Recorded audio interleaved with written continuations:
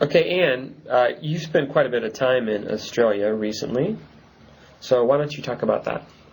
I really liked living in Australia. I was an international student and I studied education at the University of Sydney. And living in Sydney was fantastic because I could go to the beach anytime I wanted. And there was a great nightlife in Sydney. There were lots of great clubs. Mm-hmm. How long were you there? I was there for almost a year. Oh, okay. And I traveled a little bit in Australia. Okay. I went up the East Coast, up to Fraser Island, which is a World Heritage Site, and I saw dingoes running along the beach and sharks in the water. We climbed cliffs and went through a rainforest and went camping. And then we went up to the Whitsundays, which is a bit further north. And the further north you go in Australia, the hotter it gets. So we were able to go swimming in the ocean, and I went diving for the first time. But it was a little bit risky because I didn't have a diving license. Oh. So I went on an introductory dive, and I saw a giant clam that had a really spongy purple inside that I was able to touch, and then the clam closed up really quickly. So did you lose your finger? Almost. Almost. You're lucky. It's funny, you go in the water and you think, you worry about sharks, not clams. Exactly. Will you be going back to Australia soon? I'd like to go and live there for at least another year. Mm-hmm. Probably I'll go back to Sydney, or I might go down to Melbourne, mm-hmm. because it's a really interesting cultural city. They have a lot of museums and parks.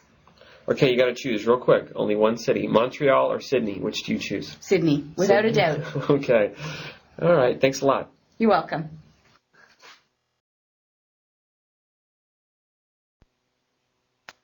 Devin, I've been putting on a few pounds, and you're quite a lean, fit guy. Well, thank you. What do you recommend? Like, what can I do to lose weight?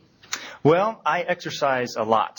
I go running at least 3 times a week, but more than that, I enjoy playing sports. Uh-huh. And so, different sports use different muscles, and all of it helps to lose that weight that you might have gained. Yeah. Well, actually, one of the problems is I actually exercise a lot. Do ya? Yeah, so maybe it's my diet. It could be. And so in that case, you might want to eat something perhaps more nutritious. Yeah. Or maybe even less of what you do eat. Yeah. Maybe I eat 3 meals a day, and I try not to snack in between. Yeah. No potato chips, no popcorn, no candy bars. That's pretty tough. It is tough, but, well, I must admit I cheat every once in a while, but... Okay, I'll give it a try. Okay, actually, see, my problem is I like junk food. Mm-hmm. So if I have to choose, either I eat less or I eat a better diet. Mm-hmm. What do you think is more important? I think that if you're exercising, Mm-hmm. then you should just eat what you want and eat less. Eat less? Mm-hmm. Okay. This is going to be tough. Well, I have no doubt that you'll do the best that you can. All right. Thanks a lot, Evan. Mm-hmm. Okay, hello, Gabrielle. Hello. How are you doing today? Good, thanks. Now, Gabrielle, I hear that you're going back home to New Zealand. That's right. I'm going home for summer. Okay, what are your plans? Probably a week relaxing, going camping, and then I'm going back to work. Oh, okay. Where do you work in New Zealand? I teach as an English teacher in Christchurch in New Zealand. Oh, okay. And that's where you're from, naturally. That's Christchurch. right. Were you born there? I was, yeah. Okay, well, you're going to have this short little break or vacation. You're going to go to the beach, go to the mountains? Probably to the beach and camping for about a week with friends. Uh-huh. Yeah. Actually, how warm is it in the summer in New Zealand? Probably maximum of 30 degrees. So it's a nice dry heat. Okay. Yeah, very comfortable. So when you go to the beach, is the water warm enough to Oh, swim in? no. Well, we swim, but it's not warm. Yeah. It's pretty chilly, actually. But Okay. yeah. Any other plans when you go home? Yeah, I'm looking forward to catching up with friends and family and animals. Animals? I miss my pets. Okay, well, what pets do you have? Well, I have a cat and a dog and a sheep called Sydney and 2 goldfish. Actually. Wow. Yeah, and I really miss them. Well, I'm sure they're really excited to see you. Yeah. All right, thanks a lot. Cheers. Okay, Lee, you're from Zimbabwe. Could you talk about that a bit? Yeah, okay. Well, I'm from Harare, which is the capital of Zim, and I was born there. My folks are British. My dad's from Manchester and my mom's from Scotland, but they went out a long time ago. And growing up in Zimbabwe was lekker, as we say there. That means really cool in Afrikaans. It was lekker. You grow up in a big, open, free place with animals and sunshine, and it's just a really healthy place to be. Well, at least it was. Today it's not doing too well because the economy's crashed, but growing up there was really slick. Wow. What animals could you see? Just about an hour's drive out of any city, you're liable to come across just about anything. I've seen leopards often at night, about an hour out of the capital where I live. You see monkeys along the road, right up to the city outskirts. In certain areas, you'll have to stop for elephants. There's quite a few buck warning signs because they're actually quite dangerous at night. They jump across the road, and your cars hit them at windscreen height. It is a bit of a problem. Man. So there's buck everywhere.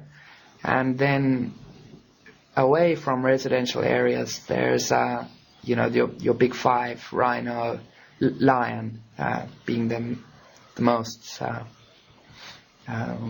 interesting, I guess, for foreigners. But they're never really around human settlement because they're very, very dangerous. They do take people from time to time. Wow. Yeah. It's fascinating. All right, thanks a lot, Lee. You're welcome, buddy. Okay. So, Carrie, I hear you have a new house. Yes, I do. Oh, so what's your new house like? It's small, it's old, it's mostly wooden in the inside, has 2 bedrooms and a balcony off of those rooms. And downstairs there's a living room area and a tatami mat room, kitchen, bathroom. Wow, so do you live in the tatami room? No, there's 2 tatami mat rooms. There's one upstairs and there's one downstairs, and I don't live in either. One we use is kind of a spare room, and the other one is my roommate's bedroom. Okay. Oh, so you have a roommate? Yes. Okay. What's it like having a roommate? That's good. Yeah. That's good. I like living alone too, but sometimes it's nice to come home and have someone there. And my roommate gets home before I do, and she likes to cook, so often she's cooked dinner for me. Wow, that's nice. I know. So you do all the cleaning? Well, actually, now that you mention it, I do a lot of the cleaning, but no, not all of it. Oh, okay. Well, what kind of things does she make you? Last night she made curry. I think it was an Indian curry. Oh, wow. Tomato based. Spicy? Yes. Cool. All right, thanks a lot, Carrie. You're welcome. Okay, Charlotte, you've been a teacher for quite a while. Yeah, I started about 3 years ago, and my first job was in Rzeszów in the east of Poland. I was promised that I wasn't going to have to teach any beginners or any little children because it was my first job, and I was promptly given the beginner infants. My first day of teaching, I was given a book which said, just go into the classroom and say hello to the children, and they'll all say hello back to you and wave. I walked into a class of 5 4-year-olds, followed by all their mothers and grandmothers. I said hello, and they all burst into tears. I spent half the lesson trying to get them to say hello to each other and stop them crying while all the grandmothers stood round and stared at me.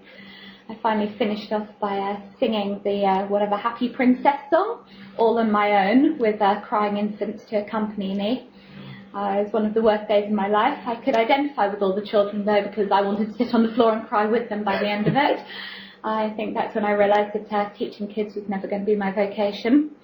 I had some other classes as well, but quite soon after that I moved on to adults who cry slightly less. That was my first teaching experience, not the best. Okay, we're back with Gina. Do you want to talk about your summer vacation? Sure. Okay. I went to Las Vegas, Nevada, Reno, Nevada, Tahoe, California, and San Diego, California, and went to Disneyland. Wow, sounds like a really good time. Yeah, it was. It was a lot of fun. What was the best place? Probably Las Vegas. Uh-huh. It was the most interesting. Okay, why was it the most interesting? It was just really busy and there was always stuff going on, never resting. Okay. For example, what stuff was going on? Like, what did you do? Well, we went shopping a lot in a lot of different casinos that had malls in them. Uh-huh. Went and visited the Hoover Dam. Oh, wow. So, It's pretty big. yeah, really big. That's a lot of water. Did you go swimming? No. Now, can you swim in the Hoover Dam? You can swim in the reservoir. I mean, in the reservoir. Yeah. Yeah, okay. How did Las Vegas? By plane from Oakland to Las Vegas. Okay, how long did it take? About an hour and 45 minutes. Okay. Do you think you'll go back to Las Vegas someday in the future? Hopefully. Okay. Great. Thanks a lot, Gina. Welcome.